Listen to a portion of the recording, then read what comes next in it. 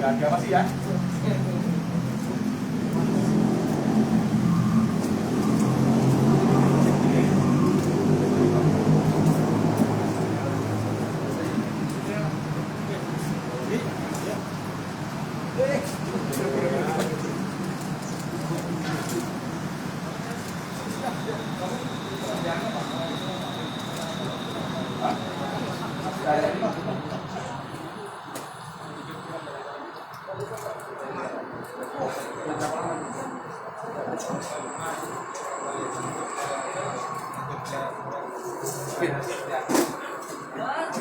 Udah?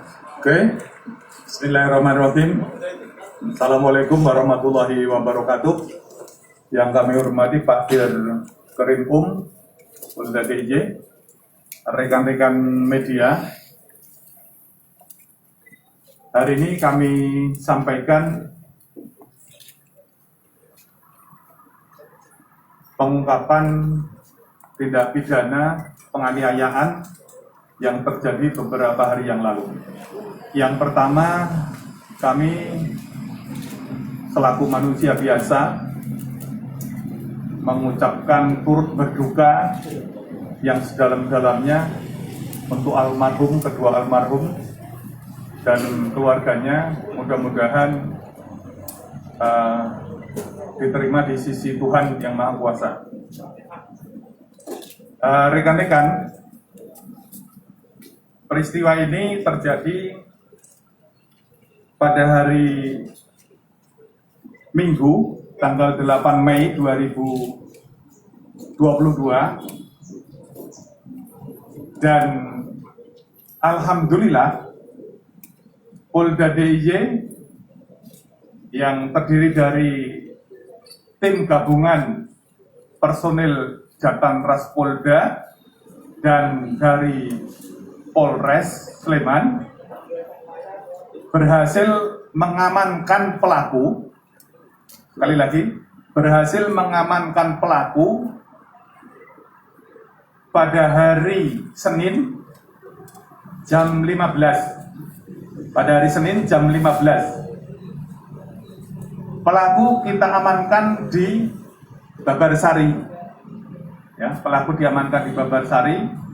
Kemudian dibawa ke Polda DIY kemarin sore dan dilakukan pemeriksaan.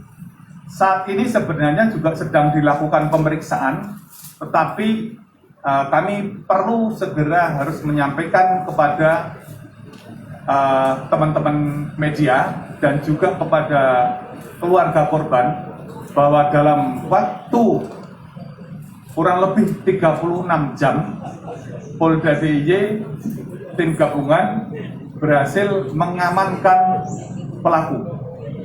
Secara rinci kronologis peristiwanya Pak Dir Krimum akan menyampaikan kepada kita semua. Silakan Pak Dir. Terima kasih.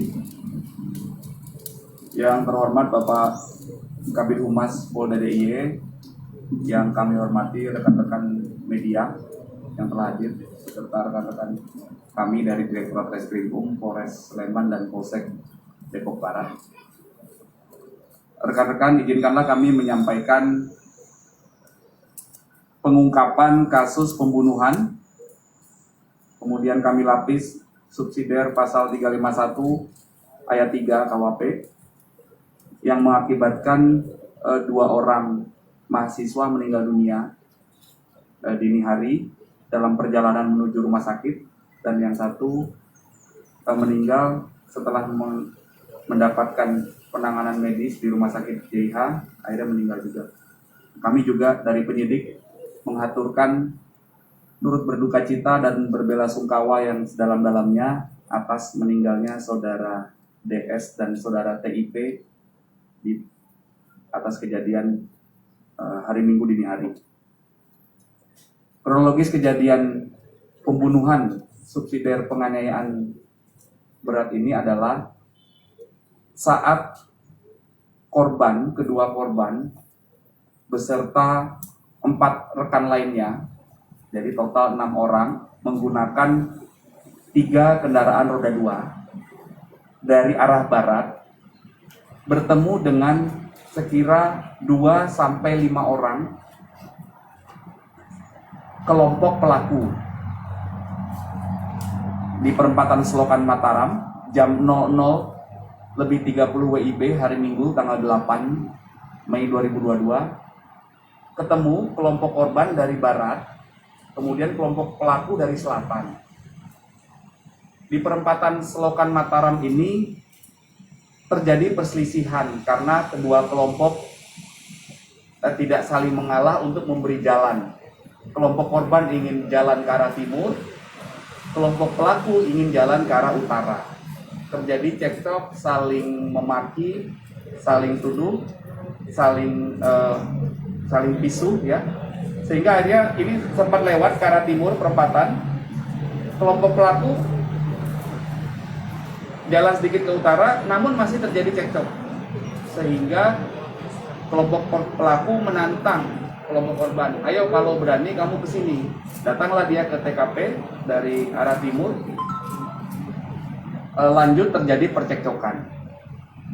Dalam proses percekcokan itu terjadi kejar mengejar, saling maki, saling lempar, yang akhirnya 2 korban, saudara DS dan saudara TIP, ditusuk oleh pelaku YF dengan menggunakan pisau yang sudah kami tunjukkan tadi, sehingga saudara DS mengalami 4 luka di punggung dan di dada kirinya, yang akhirnya menyebabkan saudara DS meninggal. Kemudian saudara TIP mengalami 3 luka di dada dan di pinggulnya. Ini juga yang kekerasan tajam inilah yang menyebabkan kedua korban ini meninggal dunia. Selanjutnya kami melakukan olah TKP. Kami memimpin langsung olah TKP pada hari Minggu pagi sekira jam 9, yang sebelumnya sudah dilakukan olah TKP oleh penyidik gabungan Polsek Depok Barat, Polres Sleman, dan juga Subdit Jatanras Direktorat Reskrimum Polda DIY. Kemudian kami melakukan pembagian tugas, melakukan analisis di TKP, melakukan pemeriksaan saksi-saksi, melakukan analisis CCTV yang ada di sekitar TKP. Akhirnya kami mendapatkan titik terang. Tidak lama dari kejadian, kira-kira jam 11 siang hari Minggu, kami mendapatkan titik terang bahwa pelaku adalah saudara YF. Kemudian kami lakukan pengejaran, dan akhirnya tidak lebih dari 36 jam kami berhasil mengamankan pelaku YF beserta barang buktinya, sehingga akhirnya dibawa ke Polda untuk kami proses. Terhadap pelaku YF kami jerat pasal berlapis. Yang pertama pasal tentang pembunuhan sebagaimana diatur di pasal 338 KUHP dengan ancaman pidana maksimal 15 tahun. Kemudian kami lapis yaitu subsidiar pasal 351 ayat 3 tentang penganiayaan yang menyebabkan korban meninggal dunia dengan ancaman pidana maksimal 7 tahun.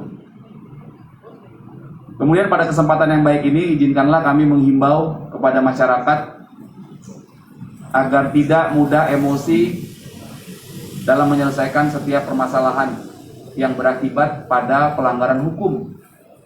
Yang seharusnya permasalahan-permasalahan di jalan, karena kedua kelompok tidak saling kenal, antara saksi kelompok korban dan saksi kelompok pelaku tidak saling kenal, hanya karena berselisih paham di jalan, di perempatan yang tidak saling mengalah, ego, saling memaki, akhirnya terjadi peristiwa ini. Kemudian yang kedua, kami berharap masyarakat tidak takut untuk memberikan informasi apabila melihat ada kejadian tindak pidana yang disaksikan langsung.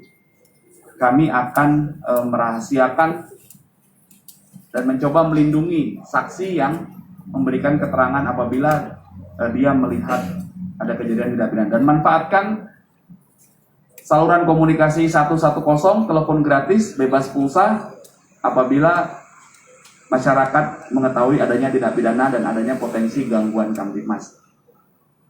Selanjutnya, kasus ini kami proses tuntas dan kami sidik agar tersangka dapat mempertanggungjawabkan perbuatannya. Demikian Pak Kabid Humas, terima kasih.